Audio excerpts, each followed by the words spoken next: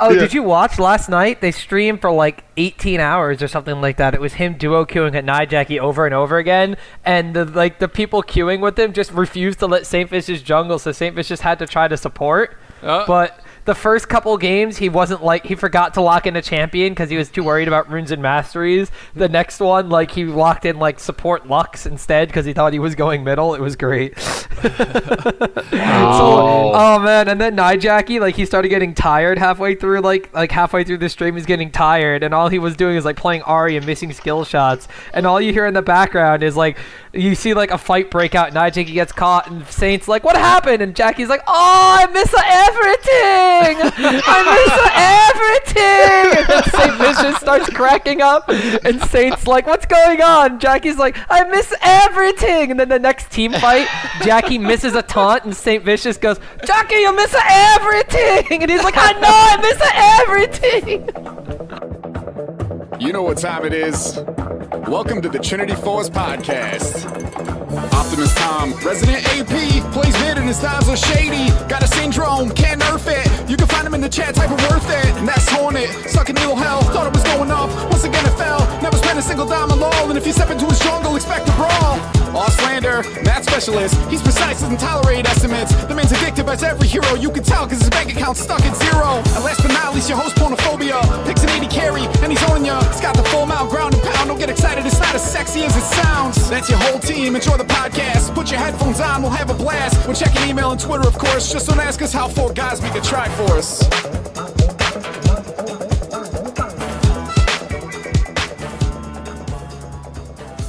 Thanks for listening to the Trinity Force podcast, brought to you by Audible.com, your premier website for audiobook downloads. Are you interested in trying Audible? Head on over to www.audibletrial.com/tforcepodcast to sign up for a 30-day, no-question-asked free trial of Audible. If you sign up using the aforementioned URL, you will instantly gain 1 free credit, which will allow you to download such books as Game of Thrones, The Hunger Games, or any Stephen King novel. Hey guys, welcome to the Trinity Force podcast. You are listening to episode number 40, the Everything Fan Appreciation episode that I'm going to let Tom actually redo that for me later. My name is Pornophobia. I am always your host for this awesome podcast. I am joined with 4 excellent gentlemen tonight. I'm going to start from my left to my right. Optimus Tom is here with us. Oh, you ruined everything! Hornet AJC is with us as well. Oh my god, I forgot what this podcast was. I've been busy, sorry. That's all right. You know, we can get along without you. We got 5 guys on this podcast now because Sotir is with us. Yo, I am here. Present and accounted for, sir. Thank you. Present and accounted for. And long time from the very beginning of this podcast, Ausslander, one of our original members. Captain Timo reporting for duty. Of course, I don't want to leave Hornet out of that because Hornet joined us on episode number 4 and started doing the podcast, but I just had to throw that out there that Ausslander has been with us since episode 1, so it is what it is. We're all happy to have everyone here. I have obviously brought in Sotir, as I've said a few episodes ago, as our 5th member of this podcast because we kind of figured with everybody with their schedules the way it is, Hornet hasn't been able to be around, Tom has IPL, and every once in a while other people cannot join, so why not 5 people, right? I guess. I don't like feeling like the 5th wheel on this little van, this man-mobile, but I guess I'll get what I can get. You love the podcast and you're going to deal with it. You're fine. I don't want to hear bitching. I like the man-mobile. Where did we get this? It sounds like we're either driving a tractor, a monster truck, or a clown car. I can't really figure out which one. No, it's kind of like a car made of people. It's like Transformers, if you would, when they make one of those like mega Transformers, like they all jump on top of each other. That's what I was kind of imagining in my head. Transformers or Power Rangers or Voltron? Yeah, Voltron. Power Rangers. Yeah, that's kind of what it was. Okay. I like Voltron better. I'm going to actually say that Tom is like one of the feet. Much like the recipe cost. And I'll form the head. Well, with 5 people now, we technically could make a Trinity Force Voltron, because that is how many cats there are in the Voltron. What is there? The head, 2 arms, and 2 legs? Or like the body It head? is, you have to form feet and legs, you have to form arms and body, and I'll form the head. I don't think we're going to give you that pleasure. No, we're not doing that. There's no brain. Optimus Tom brain is not going up top. If anybody is the body and head, it's Ausslander. Okay. Yes. Okay, we got Mathlander as the head. That sounds Exactly. like we'd be a little bit more educated that way. So Tom's I just mean, a I little don't- bit confused. I like- don't. Well, I don't want Ponophobia being the head either, because then we're gonna have Redneck Voltron. I know our systems will fail in the middle of the podcast. They're just like, "Ah, can't move. What happened? What happened? Well, we tried to load the video talk. Yeah, one of our arms will get evicted, and then the whole thing will fall apart.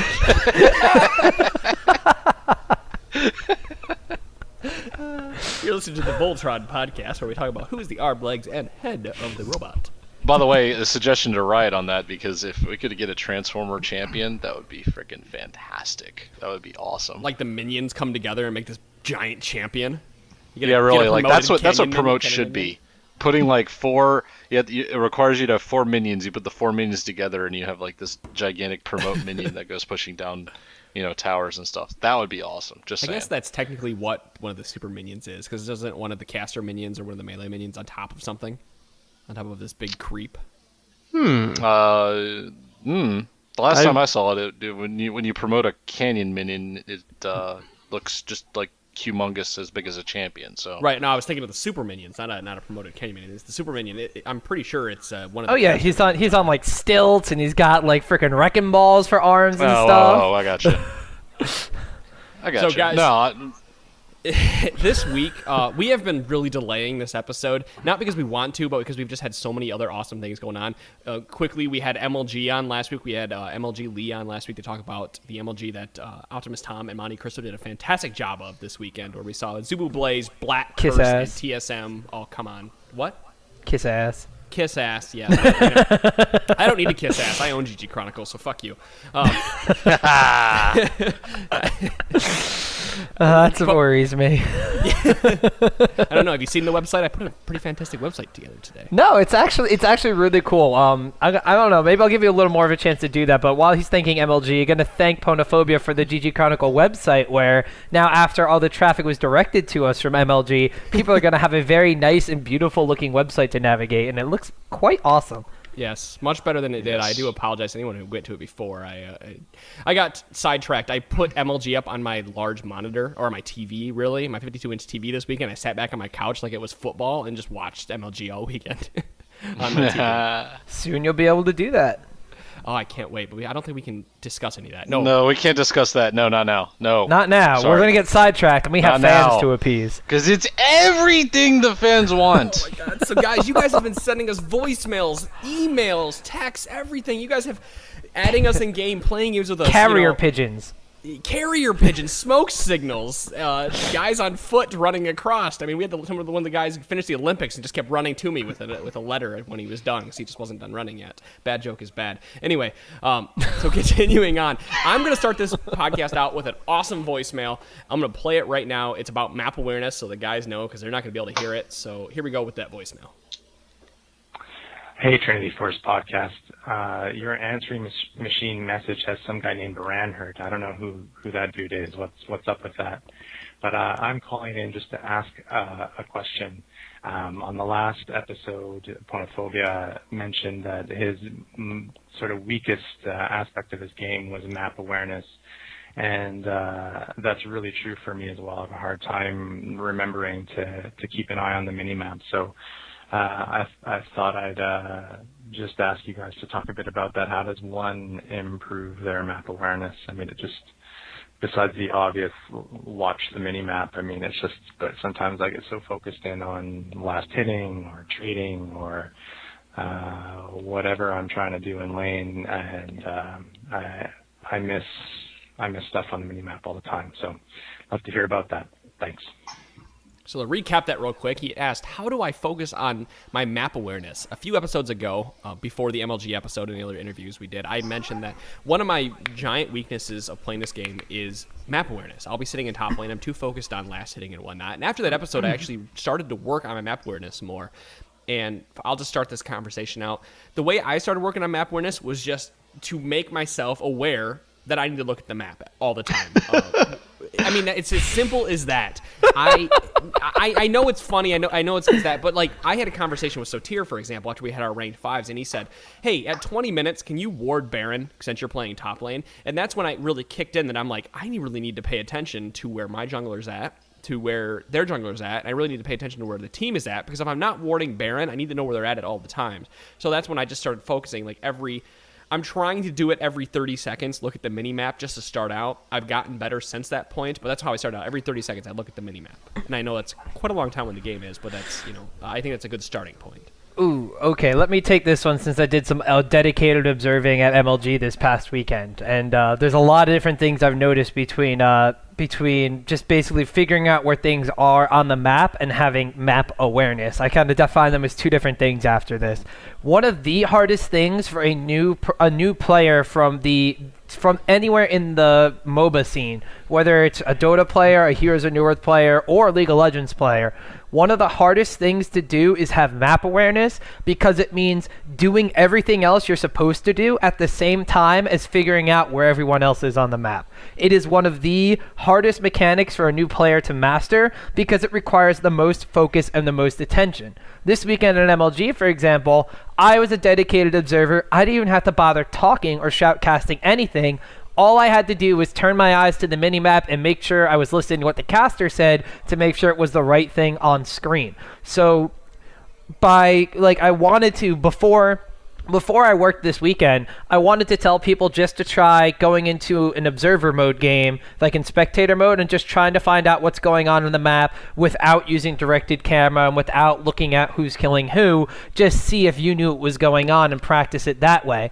It's not quite the same right now, and I actually had a discussion with one of my buddies who's a big Defense of the Ancients player, and he told me what I think is a really, really good solution. One of the things, I don't want to bring up too much smoke, too much smoke that's been firing recently. One of the things that teams have coaches for is for timers and map presence.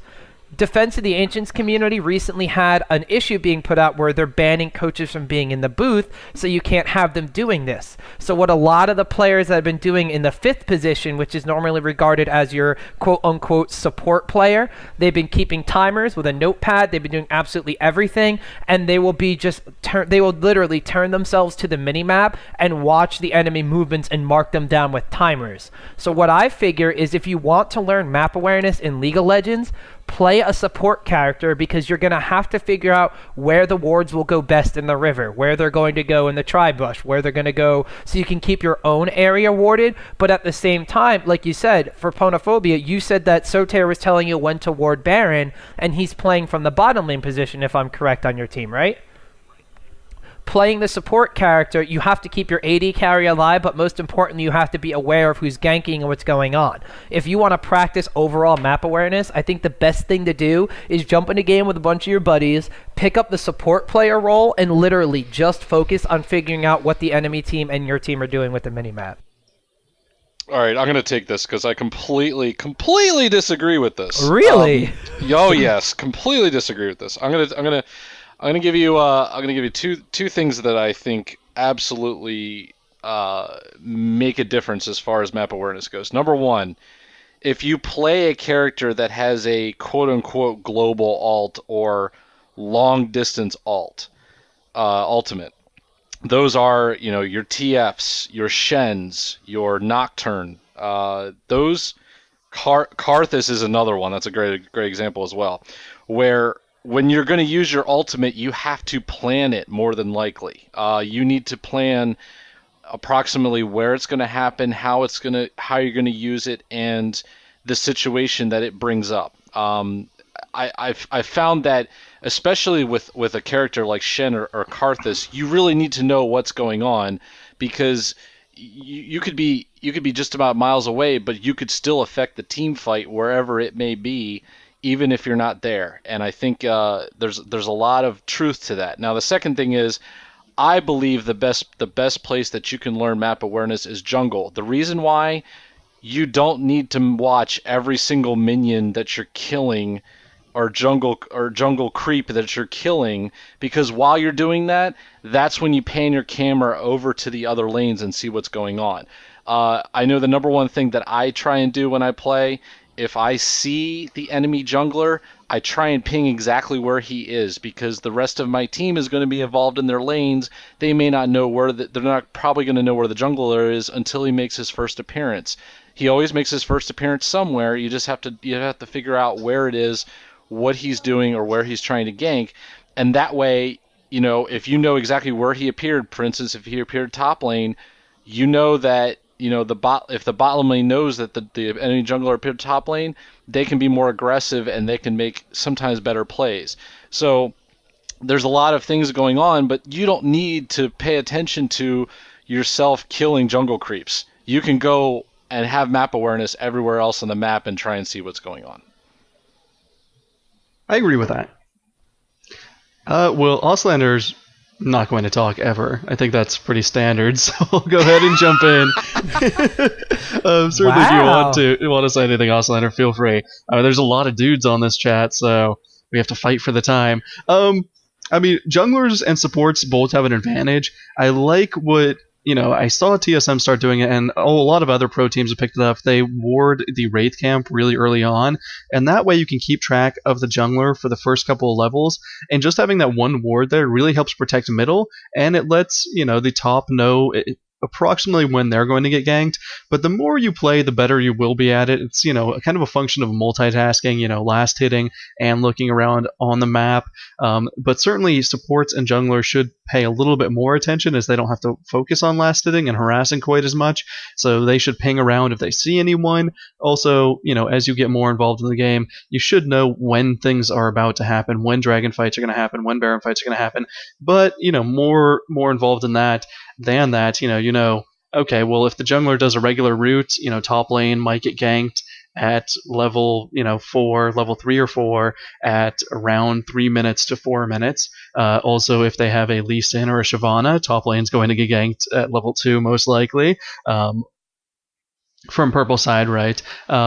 Whereas bottom lane's tricky, and you generally just ward it. You don't know when they're going to come in, because there's no real paths for a jungler that really make them go down there at any point, except you have to realize, okay, it's 7 minutes 20 seconds for purple side, they're going to get blue buff. So bottom lane, you should be more worried that you're going to get ganked from middle and their jungler, a double gank essentially at around 7 minutes. And on the other side, top lane for purple side should be worried that they're going to get ganked by 2 people, because middle will have already moved over towards blue buff. They'll be off the map for a little bit of time, and they might make their way up top as opposed to heading back to their middle lane, especially if that lane is pushed up and the top laner is being aggressive. And especially if they are winning their lane, if the purple side is winning their lane, it gives blue side more of an incentive to go up there and help change the tides that way.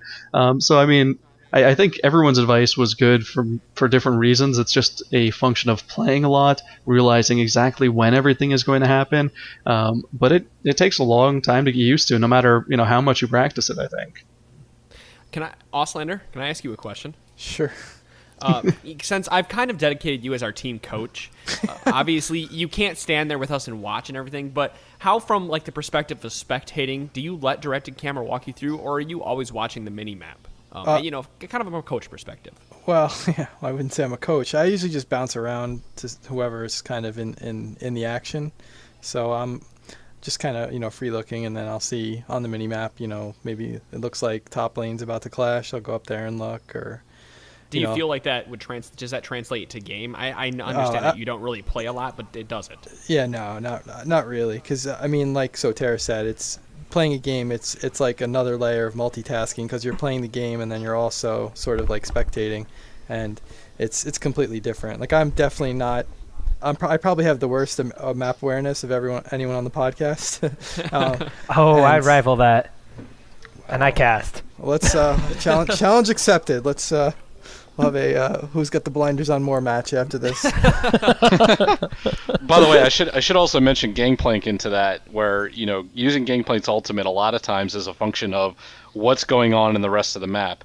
Especially during dragon fights, ganks on bottom lane, things of that nature. That ultimate comes in handy pretty often for slowing and sealing in potential ganks and attempting dragon and such. So just as another thrower out there for having to watch the entire map and pay attention.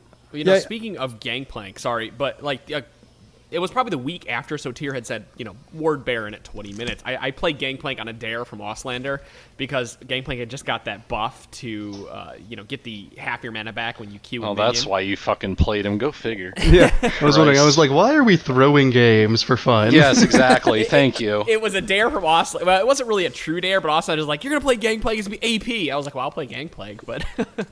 And it just funny, or oddly enough, I played that Gangplank, and it really made me have more map awareness. And I started playing Karthus Middle, having more map awareness. Like you said, those global alts, I think those would be the characters that you really want. If you want to work on map awareness, you feel like you're at that point in the game, those global alts are where you're going to want to be to do that. Because the moment I hit 6, I noticed there was a gank going on bot lane. I dropped my alt, and we picked up a kill because of it. And that's all because I was paying attention to my level, and I was paying attention to what was going on the map, because I knew I was going to hit 6 shortly. I agree with that. Completely agree. And disagree with Tom Seafrost. Whatever. Just in I wish general. I had the cameras on, because Tom is literally like turned around right now, not even at his mic, just like, ooh, what's going on with the volleyball over here? All right. When How you doing? there are Asian women in bikinis and you have a way to Optimus Tom's heart. Just saying. No No wonder loves somebody Gangnam wants to go to Style. Korea. This is true. This is very, very Tom's true. gonna learn how to do Gangnam Style and just walk around Korea like that the entire time. Oh, there it is. Just like There up it and is. down, like open Gangnam style. I want to see you yell at her butt though, like he does in the middle of that video. All right, no, but okay. So doing the arena this weekend, Reaper and I had a deal, which he didn't follow through on. You see, Reaper apparently really likes American women. Optimus Tom really likes Korean women. Oh. You see, we were going to switch places. He was going to stay at MLG, and I was going to go back to OGN. He said deal, but then, you know, I'm still here doing the podcast, so I know, I saw clearly that there was no screenshot. deal. He said, we'll get you American woman, let's go clubbing afterward. Yeah, no, that's what it was. It was like, Reaper, can you drink? And he's like, yeah, I'm old enough. I'm like, cool, we're going to go clubbing. We're going to get you an American woman. He's just like, all right, let's do this. Was there any success? Well, it turns out, because he's 21 in Korean years, that's 20 in American years. So, no, we could not go out. How are years different? I don't even... Well, actually, a couple Asian countries, not just Korea, count the 9 months in the womb as a full year of life, which is why most of them are anti-abortion, blah, blah, blah, blah, blah, blah, blah. Okay. Yeah. Okay. Not to get into politics, but I understand No. now. Yes. I do believe that voicemail was from Pugs Bub, who we had played a game with earlier this week. He actually had emailed me after the fact, and he said, you know, hey, great playing with you. I did notice that the more you drank, the worse your not the worse you got at the game. I mean, I did get worse, but the worse hard your to be worse. judgment became. And I just laughed and said, yeah. By the end of the night, I was playing Zillion support with a Doran's Ring and like a 9-17-2 or something stupid rune page, because I was just like, fuck it, I'm on wide, don't care. Anyway, so he was so drunk he only used 28 points in his masteries. Yeah, that's exactly what I thought too. It's exactly came into my mind. Thanks for crunching the numbers, Mathlander. Yeah, That's right. Math letter me. real quick. I was there too. I was like, wait a second, that's not enough. That's not enough points used. Oh yeah, I must have run out of time picking the support Zillion. I've done it. I'm Don't trying to even do my need best. him. Don't even need him. I'm dropping bombs. Don't care. But I'm going to run in. He's got another question. He emailed us a few weeks later. Like I said earlier in this podcast, a lot of these questions just kind of came in as the weeks went on. So he had asked us, he wants to know what our thoughts are on the pro scene and how we think that teams prepare for the pro scene. And I think this kind of walks into an MLG, the production for this weekend, and how teams prepare for Blaze and everything. So Tom is just so Let me gearing to take go. this one yes. away. Let me take this one away. Okay, I'm going to get in so much trouble for this, too. All right. So, talking with On Air. Views and comments expressed in the Trinity Force podcast are those of the specific owners and not of the podcast as a whole. or Gypsy Chronicle. All right, it's not going to be that bad, but Views and opinions are not those of Trinity Force podcast, but those are the people that are talking about it at the time. anyway, can I speak now? Yes, just make sure. I had to put the disclaimer in there to make sure that people understand. Okay. Go for it. So, two Twice. perspectives really quickly on what Blaze does. I was talking to On Air while talking through a translator with On Air, and we were discussing about their practice regimen, and one of the cool things that Blaze does is they have their sister team Frost, Frost goes out and scrimmages all the other teams. Then they all come together. They watch film. They look at what the other teams are doing. Frost plays that strategy, and Blaze plays against Frost. So no one actually ever scrims against Blaze.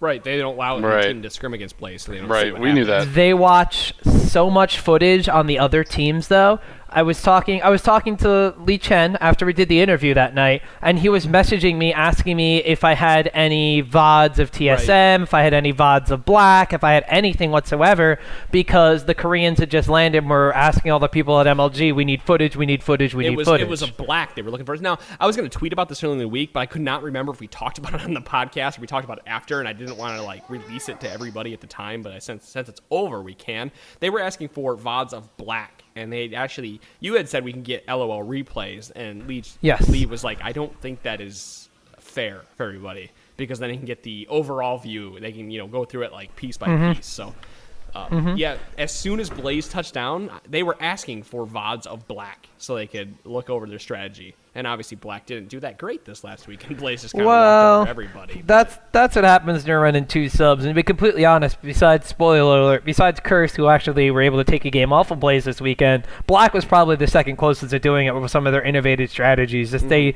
lacked the communication with the 2 subs and everything. But aside from the fact that Blaze has a completely isolated in-house practice environment, which makes it very, very difficult for other teams to figure out what they're doing.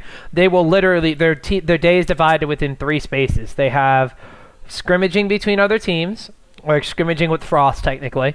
They have solo queue, where they're actually forced to play every single role except for their own, so they know exactly what is going on through the minds of their teammates. And then after that, they do video footage watching, like they're playing football. They will watch film of every other team, take notes, discuss what's going on, etc., etc., etc. And I can definitely speak that after this weekend, not many North American teams do that at all. We sat down, and there are a couple pre-arena interviews that I got to do for MLG where we were talking with the teams at like a lunch that we had together, and we're talking about like how they prepared and everything. And I think the basic summary was, I was talking to Dyrus and Odd One from TSM and asked them how they felt going in against Blaze, and Dyrus and Odd One kind of gave me like this blank stare, just like, well, we think they're really good, blah, blah, blah. Chaos comes over and says that he and Xpecial have been studying film a lot. After losing, Reginald went and told a bunch of the people at MLG, he was talking, he's just like, we literally could have practiced more. I know Chaos and Xpecial watched a lot of film, but we relied on them to tell us what was going on rather than us watching it too. Yeah, not to put TSM under the bus, but ever since they got rid of their manager, coach, whatever, it seems like they do a lot less team stuff together. Now, I don't know what actually is going on in the house, so I'm just speaking of what I've seen on stream or heard of, Facebook or Twitter. But unfortunately, I don't think TSM does a lot of that, and that kind of reinforces what you just said, reinforces of what I had already thought about the team. They're still a very good team. However, they could definitely benefit from sitting down and reviewing film and whatnot, and they would be way better than they already are. Well, I've said this already, and you all have heard me, I believe, say this, and I still think it's the case, is the fact that Korea is going to treat this, with all of this money, as true professionals, whereas most of the scenes that you see remind me of college athletics, where when you're in college, you don't, you go to your events and then you party or find someplace to party. That was absolutely, CLGU does it, TSM does it, all the top teams in North America and Europe do it, except for, from what we've seen from, the Korean teams, is that they have the sleep schedule. They have the preparation. They're actually watching film. They're treating this as if, it is professional to them, whereas we haven't gotten there yet. We still haven't gotten there yet. And I think the end of, this is starting to really kick home. This MLG, weekend really is starting to get the attention of those who aren't paying enough attention, who aren't putting in the time to study, who aren't realizing just the opportunity that Riot has put together for all this money. When more money becomes involved, more people will do what it takes to win it. And I think that's going to start to come to reality here at the end of season 2, beginning of season 3. You know, the funny thing is if you've seen the new Curse House and how it's supposed to be as Playboyish as possible, it just made me think. It said, well, what do you guys really want to do? You just want to broadcast exactly who St. Vicious ends up getting with, or are you actually worried about how your team is going to perform in the biggest, you know, competition in esports history? I mean, that's what it's coming down to mindset. The Koreans have it. Everybody else is still a step behind. Now, watching a lot of teams, Tom might be able to put on this, but I believe, Tom, just, yes or no, Legion watches a lot of video, right? Legion is probably one of the more professional teams in practice regiment that I've seen for a long time, and a lot of that is really going to have to go out to our friend Holy Spork and his wife, Kendra. Yep. They literally took the ropes from Legion in the background. Like, between them, they also have Miss Whiskers, formerly worked with Team Fortnite, so our good friend Jaden the Broker will know her very well. But they basically came together, and there were a couple internal issues with Legion where, like, managers wouldn't be able to be available all the time, so they took it upon themselves to really iron out a practice schedule, not really a sleep schedule, but hours to be available for the entire team. And on top of this, they will compile video footage, which every single day, basically every single day, Spork has a database where he'll just constantly be updating with the more recent IPL matches. He'll be updating with MLG matches, scrimmages that he'll see people playing while they're on stream, and just constantly update it. And Inubish, the support player, will really, really, really study the film. Because the one thing is, he feels that when you're playing the support role, you need to either practice at your AD, or unless you need to learn a new character, you need to practice that. Since the support role, for the most part, not going to say nothing really changes with it, for the most part, once you know how to play support, you'll know how to play support until something groundbreaking comes out in the metagame. So by studying film, like, he basically will go through and break down everything important and highlight it to show to the other players while they're practicing their respective roles. Well, I bring up Team Legion. Thank you. Obviously, thank you for reinforcing my point that I'm about to make. But I believe that, like, those teams like Legion and the other team, I don't know how CLG Black plays. We didn't ask them during Sheen Prox, but I believe a lot of these up and coming teams that are starting to kind of adapt the Korean mindset in season 3 are going to see a big splash. And this is again what I'm hoping is going to happen, but I feel like it's going to happen. Once they get to the level that TSM and other teams are actually playing at, they're going to start surpassing these teams that have been dominating season 1 and season 2, because they're taking on the Korean mindset where they're reviewing footage and all that. So I really hope in season 3 that we start seeing these smaller teams, or these teams that have less popularity than the larger teams, really start to dominate, and people suddenly go, holy crap, someone, Legion is beating M5, who M5 dominates CLG EU, so Logic says they should beat CLG EU. I really hope to see that happen, because I want to see these lesser teams that start taking on these Korean strats do very, very well, and get rid of not get rid of these big teams, but just kind of show these big teams how they should actually play. And that's one really, really cool thing with this weekend, I think, has kicked into gear, like, the mindset of a lot of these players. I know specifically St. Vicious and Nijaki went on like a 15 to 18 hour live stream spree last night, where they were basically focusing on trying to play with one another and figure out the dynamic between the jungler and the mid laner that they felt was a little bit lacking during the MLG arena.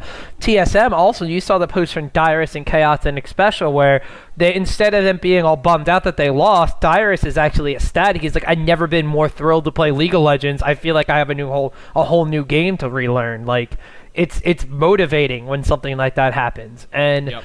I think that's a perspective a lot of people don't see. A lot of people will see a Team Legion or a Monomaniac or like a Team Dynamic beat a CLG or a TSM or something like that, or you'll see a Team Black beat a Curse EU, and people will think like, oh, that one team, they were off on that day, they weren't really working that well, or oh, they're in a slump or something. And even though these teams are considered the top echelon for their area, whether it be North America or Europe or Korea even, any team can, with enough studying, come through and surpass you, which is why teams like Blaze continue to stay at the top, because they have like multiple tricks up their sleeve. We saw them doing some sort of push strategy. We saw them take Curse's strategy and use it against someone. We saw all these different things just really coming to fruition from them, and this is something that the North American and European teams still have to learn, that you know, you, instead of losing to some team you're not supposed to and say rage quitting at a third, fourth place match, you need to be able to take that mindset and look like, I still have stuff to learn about this game. This has me excited because this is what I do for a living.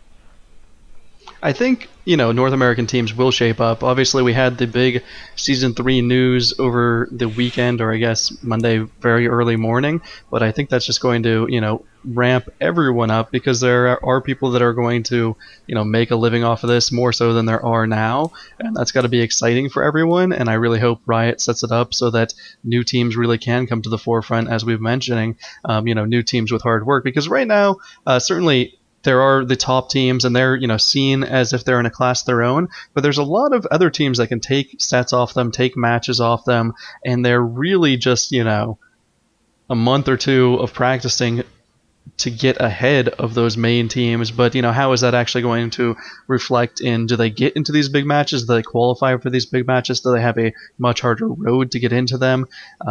Only time will tell, but hopefully Riot does something right, and we see a lot of new blood, like we've been mentioning, CLG Black in particular, Team Dynamic, a lot of these up-and-coming teams, Team Legion, all have the capability to take down the bigger teams, but really there's also going to be a shift in thought, because a lot of these teams are not filled with professional players. A lot of them can't afford to just do this. A lot of them are in school or doing something else. And as we get into Season 3, I think those people that kind of want to, you know, hem and haw and sit on the wayside and not really commit to doing this as a professional are going to be having to going to be given the boot, essentially, because there's going to be, you know, plenty of people out there that are willing to really commit all their time to it.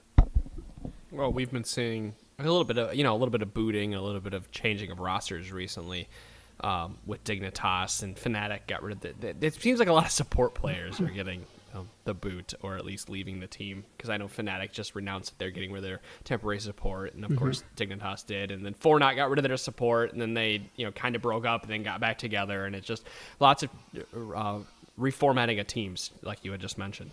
Yeah, but I mean, there's going to be a whole nother wave come Season 3. I think I've heard whispers that a lot of, you know, these big kind of name teams that are second tier are just completely disbanding, and then, you know, outside of that, there's people that still have to go, you know, who are committed to go to college for the next couple of years, and I suspect most of them will stay in college, which I think is a great idea for their overall course of life. But at the same time, you know, it's going to become, you know, a full-time thing where you can't do college and then on the side, you know, set aside time to practice with your team, because, you know, with varying schedules, you know, that might work if one person has a little bit of a conflict, but when you have 5 people that all need to meet up at the same time, obviously the gaming house is the next step, or the next level, where you can ensure that everyone's ready and prepared to practice and forced to practice by their peers who are living with them. But outside that, how do you enforce it, especially if people are in college? And I think the way to do it is, you know, gaming house, and 2, just setting strict regiments for those teams. So very, very excited about that. I think we will see a ramp up in the North American scene. I hope we will, so we can stay competitive. Dare we mention that whatever big esports teams haven't jumped into the game yet might be jumping into the game soon. Just saying. I really hope so.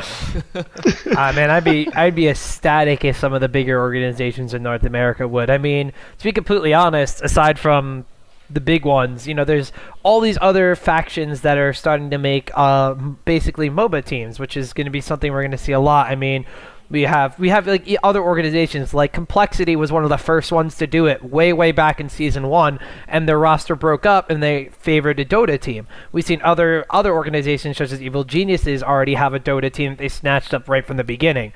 You know, there's still like other organizations, like there's Root Gaming, and then in Europe there's so many places that still don't have League of Legends teams. Like, I don't think Quantic has a League of Legends team. If not, I haven't really heard anything of them. All these big organizations that have still really yet to take a big bite out of League of Legends, which makes it so cool, but still a little more a little more controlled of an environment, because a lot of these teams that are now in League of Legends, and even the ones that have big sponsors, they're League of Legends teams. We don't see very, very many StarCraft organizations picking up League of Legends teams, except for maybe StarTale or Incredible Miracle in Korea. It's basically it. We don't have specifically, you don't have like a Team Liquid picking up a League of Legends team. You don't have like you don't really have. I mean, like occasionally you'll see like Fnatic. Fnatic is probably one of the bigger ones, because they have their StarCraft division, which technically is not as good as it nearly used to be, but they still have like the StarCraft and all the other games. League of Legends is a little unique that way, because everybody who so far has been playing League of Legends has been all about League of Legends. So with this introduction, Well, let's also add to that though, because I want to continue this conversation, and I realize that how great this conversation is, but we've gone so far off topic compared to what we were talking about originally. And Hornet, I really want to listen to what you're about to say, but I kind of want to rope it back into how the pro teams are doing, if you don't mind. Well, all I was going to say is that a lot of the pro teams that we've seen are actually grown from grassroots in this case, and they've blossomed into their own organizations. CLG, TSM, they're their own organizations, they're their own teams. So it's kind of a wonder as to how they're going to take their own teams and what they're going to do. When Reginald has teetered on whether he's going to play or not, just this dedication that this season 2, season 3 is really going to take, that may weigh on a mind on how badly do you want to prepare to do this. You know what I mean? Like just to tie it all back. That's kind of what I wanted to mention, is a lot of these places sprung up around League of Legends, and now that they've grown in and of themselves, they're realizing like, oh, we need to run websites, we need to run this and that, and a lot of these players that have been regarded as pretty good in the North American scene or the European scenes might not be seen in season 3, because they're still gonna be related to League of Legends, but they're gonna have outside duties that, like some of the players that are still in school. You can't focus on school and be in a gaming house at the same time. It just doesn't work out.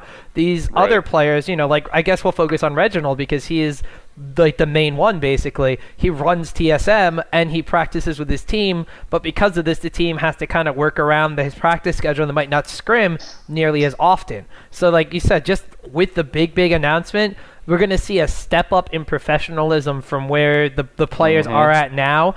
And when that time hits, all these players who are going to be basically full-time pro gamers are going to play the same kind of level of game that we see from the Koreans or see from other games that have been in esports for a little bit of a longer amount of time. By the way, if you're 14, don't quit high school, please. What about that might have been the most retarded thing I ever read. Not even I'm just 17. Saying. I don't care if you are 6 months from graduation.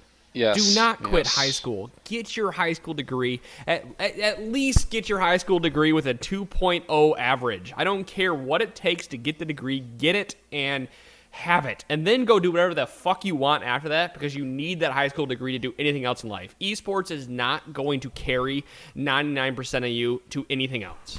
Juntae Yang would like to beg to differ with you. There's a 1%. That's right. That's the 1%. Just like Dan Din. I don't know his background. I don't know if he went to college and all that. But obviously, esports is taking him somewhere after his team has disbanded, and he went from Epic to Fortnite, and then to pretty much to be a caster / Dan or John Mandin. John Madden. That was the greatest meme of the weekend. What we got here is a fight, guys. Dan Weatherman Din. Boom. Yeah, please do not. Anyway, this conversation. We've gone way off a topic, and we've given you guys a lot of information, but I want to kind of rope this back into where the fan appreciation show goes to, and we're going to walk into how kind of the pro teams work on counter jungling. Now, we had Tim. He emailed us. This is a 2-part question. Hi, Tim. He says, as I've played, almost no one other than Nocturne he says, I've only played Nocturne in the jungle so far, pretty much. He wants to know who to pick up next, and then how do I counter jungle, or when should I counter jungle? What is counter jungling? How should I do it? When should I do it? And who should I use to do it? Man, basically this question. The best champion, I think personally, for you to pick up after you've played Nocturne and especially if you want to focus on counter jungling and everything, is most likely Shyvana. Yes, very good champ to counter. I can't disagree with that because I think, and correct me if I'm wrong, but I believe Shyvana is the highest target DPS. Is that right? For someone, I forget where I heard it or where I saw it. I want to say it was in a discussion that Odd One and Saint Vicious were having, but this is a good while back. There's probably been 4 or 5 champions released since then, but there was a discussion about highest single damage DPS from a champion, and I believe Shyvana is it. I can't disagree with Shyvana at all. I also want to say that they mentioned some of the other champions are more of a not support role but utility role. Mm-hmm. You'll see some professionals, especially Snoopy is a great example of this. He plays utility role champions in the jungle for the most part. He has played Nocturne on occasion, but most of it is to really set the tone for his team as being the utility setup. Well, his is Maokai, Nautilus, and Alistar. And no. 3 main ones. Right, but and he does actually play Nocturne on especially in games where sometimes he's banned out. But the one great thing about Nocturne is he's still one of the champions who can really affect lanes with great ganks and good DPS. His ultimate is second to none at affecting games. Second to none at really getting 2 carries when you need to. Well, even ganking. Once you get 6, who cares about wards? You're in the river, now you're on your carry. Right. Who cares exactly. if they saw you? Exactly. And that's the one thing that Shyvana cannot do. Shyvana doesn't really have a great ganking set. She has great DPS, and she has pretty good mobility, but like as far as a ganking set, though, she doesn't have it. And she's a different type of champion that you usually want to farm with.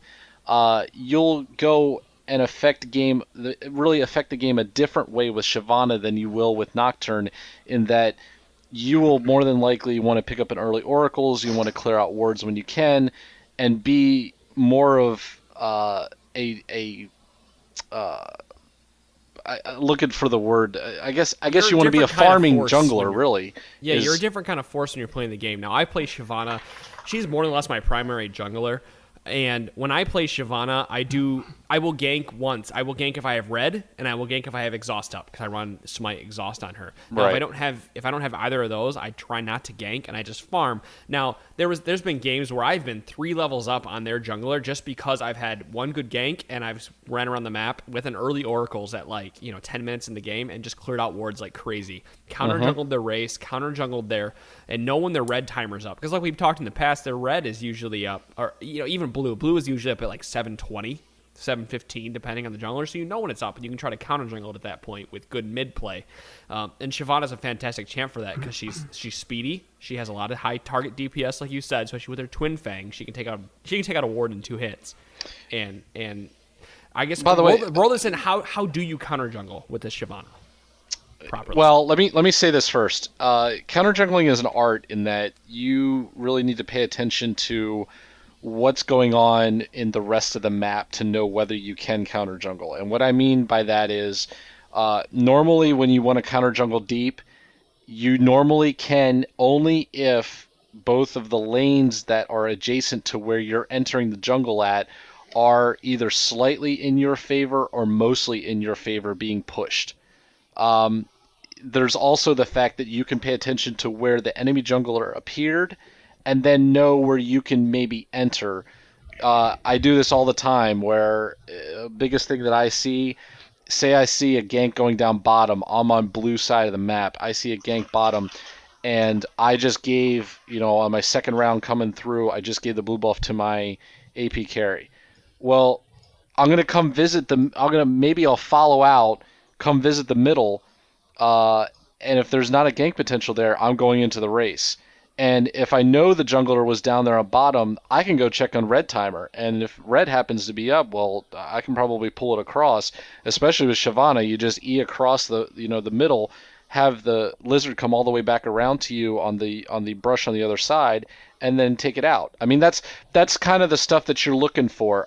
As another champion to suggest, in case you don't want to pay massive amount of money and you just want to try this out, Nunu has been making a nice comeback in the jungle, and I have to say, Nunu is a great counter jungler in that with your ability to consume plus smite, you can steal especially red or blue buff at any given time with the right such situation set up. So just a couple things that I know I've done personally that is a good setup for how you want to do it.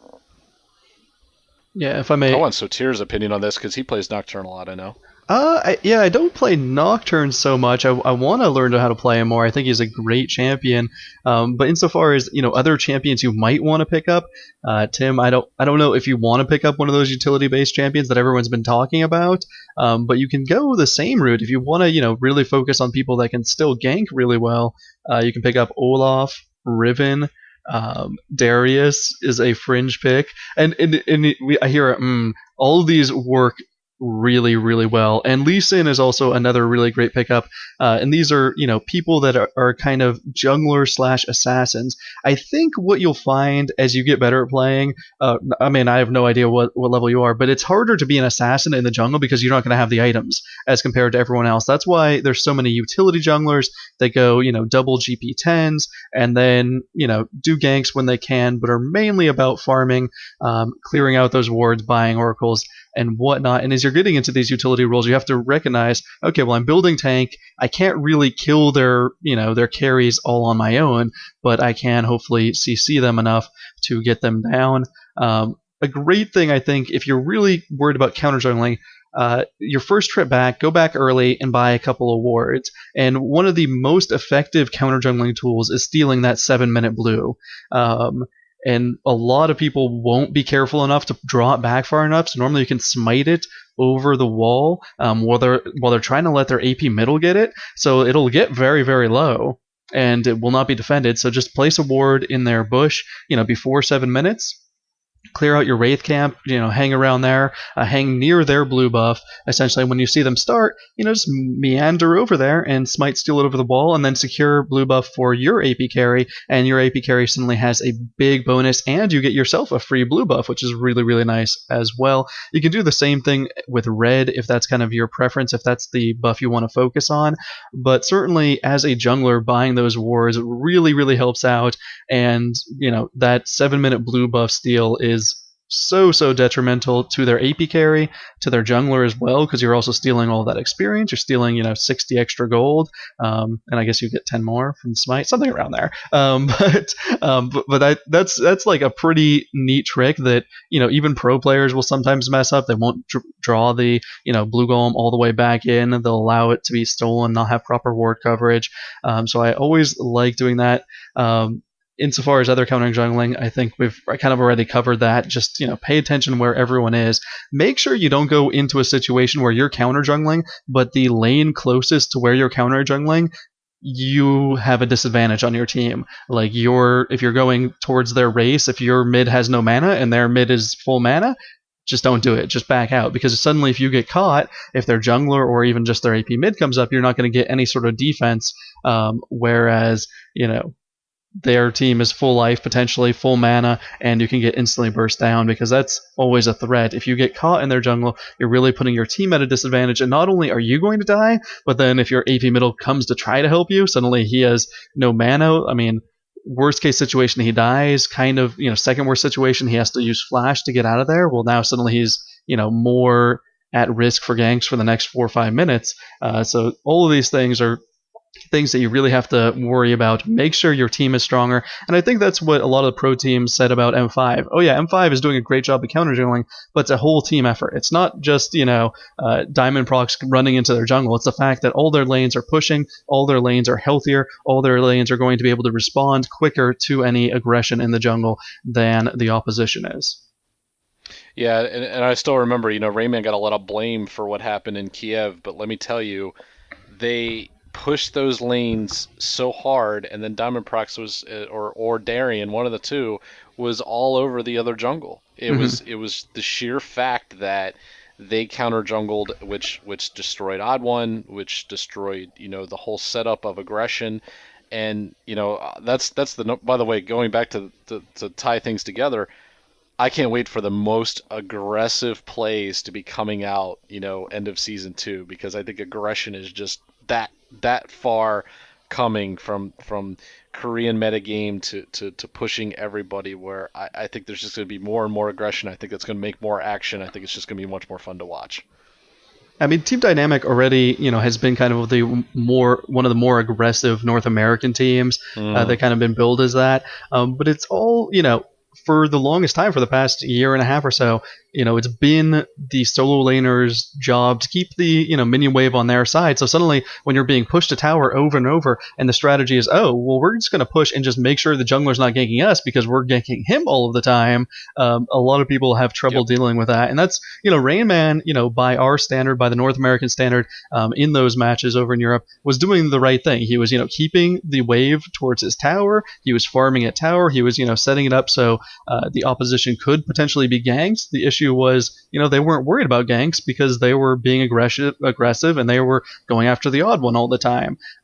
So certainly it's a full team thing. If you're going to counter jungle like aggressively, let your team know. Try to keep track of everyone and how everyone's doing. And by the way, if you're going to do this in like a duo queue set, I highly suggest doing this in a duo queue setting if you can, because the one thing that you can do is if you have a member playing top lane and you playing jungle while doing this, you can actually follow, where not only would you gank that top lane, but you can also follow in on the jungle afterwards if you see the right situation come up. Like, for instance, you see, you're paying attention to the top lane and the jungler appears bottom for the opposing team, or you have better communication of what's going on usually with a duo queuer, that they play mid, you play jungle is another effective part of it, where you can immediately say, okay, I've been spotted in their jungle, I'm going to need help getting out. Like, that type of communication really does help, like, if you want to try and do this, and especially if you play a full team game, that also helps. So much information in this one podcast. I love it. I love bringing all the amazing minds together. So to roll this out, I'm going to toss this one over to Auslander because I know he knows the answer to this question, and I want him to speak just before the podcast ends, because we seem to every week we dominate the podcast, and I feel like Auslander is that guy just stands at the end of the bar with a drink and just you're right. I don't. As long as he knows you're not using enough points, that's all that matters to me. He's definitely contributed exactly what I wanted. That's right. So Obscura, not Obscure. I can't even say his name. It's not Obscurica. It's a different guy who's listening to the podcast. He wants to know, how does the system decide how to make teams? I believe his original question was ranked teams. How does it decide to do that? And I'm pretty sure Auslander knows the answer to this question. Yeah, actually, I don't know the answer to that question, so. Really? I do, if no one else does. Essentially, it's trying to give you the most equal ELO matchup possible. So obviously you know what your ELO is, and it tries to match you with 4 people very close to your own ELO, and then it tries to set up the other team with 5 people that are also very close to you, but they try to get the overall ELO as close as possible. Where there's divergences is where there's duo queues. Duo queuing will it will innately give you about a 30% elo bonus, and by bonus I mean if you're duo queuing, you're going to face a team that has approximately 30 elo higher than you, but that's just a number that one of the rioters sent out over the forums. It was Zyphris or someone, but he wasn't certain on that number, and he didn't clarify whether that was 30 per person or 30 over the overall team. But essentially, if you're duo queuing, you're going to be put up against a little bit of a higher competition, but if you are close to the elo of your duo queuer, you're actually going to have a win-loss advantage, meaning that, over the course of all of Riot's statistics, people that are within, 150 or 200 elo of each other tend to win more than they lose when they duo queue. So that is an advantage. Of course, if you're going to do that, I highly recommend,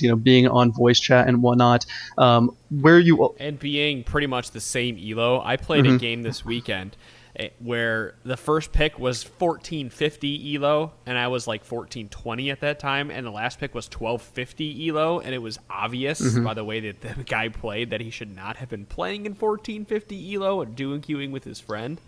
And I think that's one of the things to say. If you're going to duo queue with somebody and you should be within like 50 elo of that person. I mean, 50 is like, I think, 150, anywhere in 150 is okay. You just have to realize that, I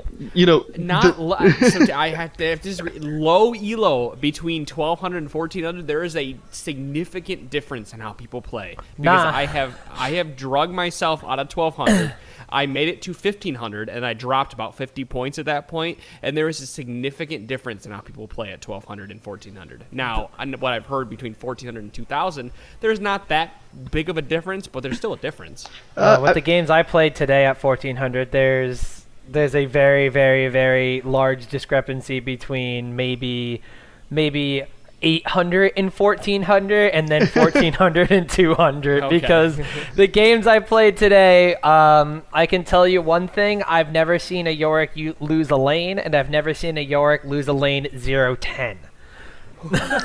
Okay, I've actually probably lost York lane 0-10. I don't know why people don't realize. I'm like, my ghouls push the lane. It's not my fault. I keep on getting ganked. Help me. You should ward, Nub.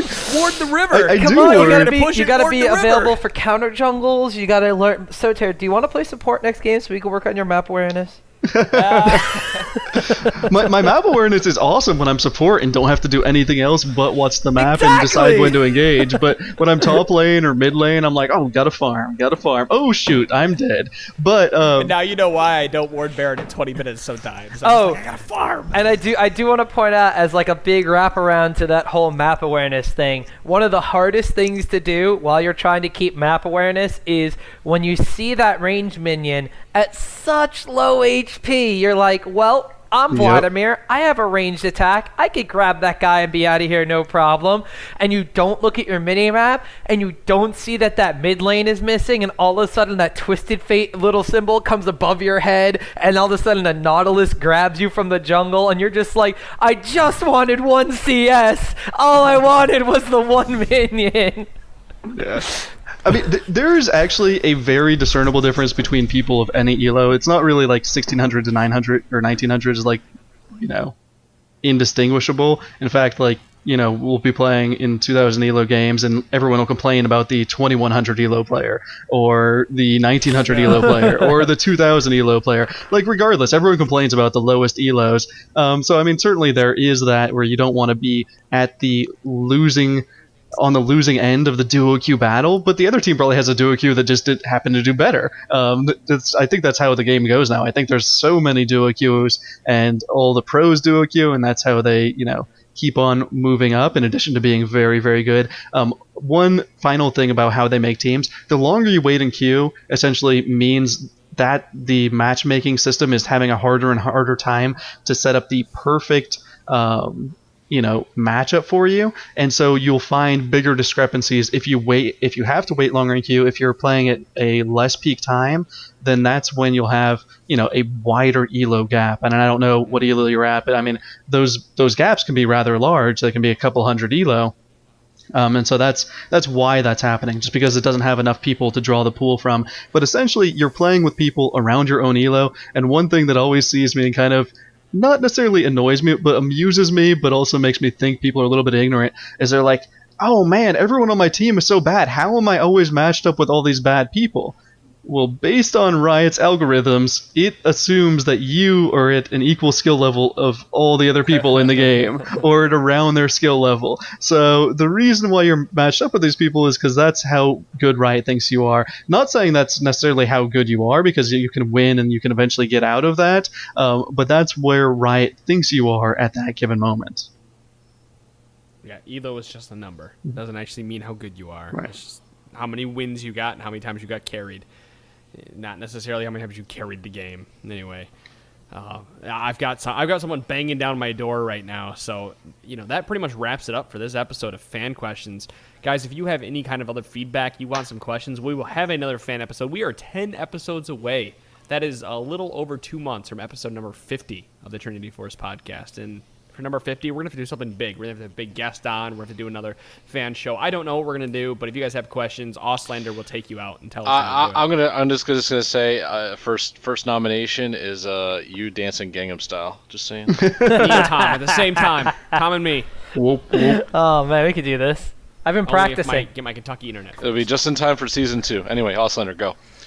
If you want to give us a call, it's 203-494-203-493-6723, or you can text us at that number as well, or you can email us at feedback@trinityforcepodcast.com, or follow us on Twitter at tforcepodcast or GG Chronicle.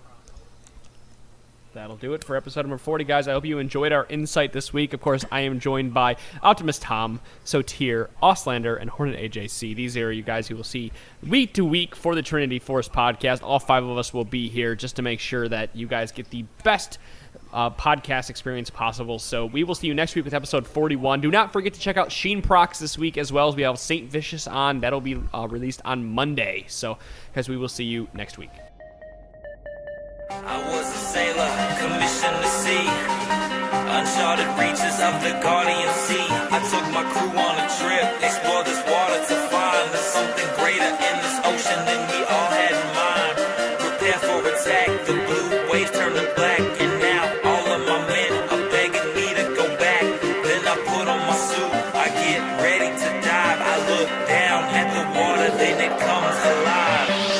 There's something pulling me down, now I can barely breathe. I see my crew up in arms, but they're not helping me. I scream for my men, but they don't respond. I've been loyal to my crew, I've never broken my bond. I hang on the ledge, my grip weakens with time. Now here comes one of my crew to help me with this climb. Then he grabs my hand and he lets me go. I fall down with the anchor to the sea below.